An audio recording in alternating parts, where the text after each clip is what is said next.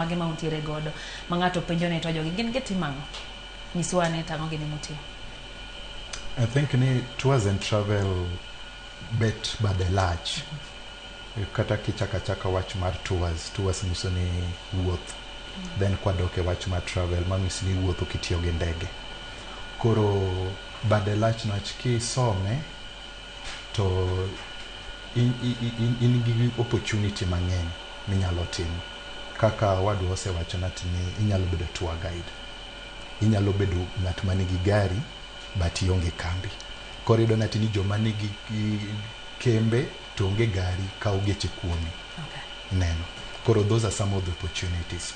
Mar ariyo, inyalo omi experience mabe ok inyalo yudo oko ka.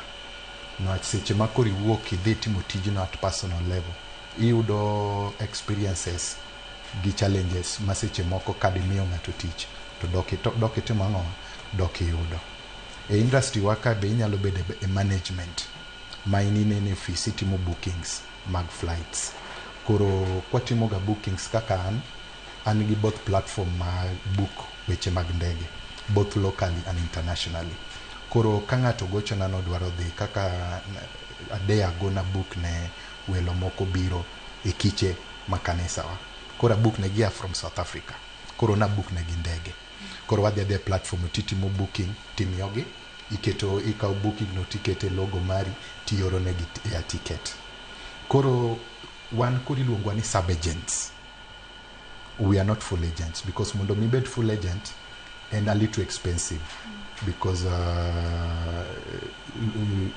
bro dwaro ni bed gi pesa ma bet kuot maber mondo mi bed full agent. Koro wan wa fall under sub agents. Inya yawo hotel Iran.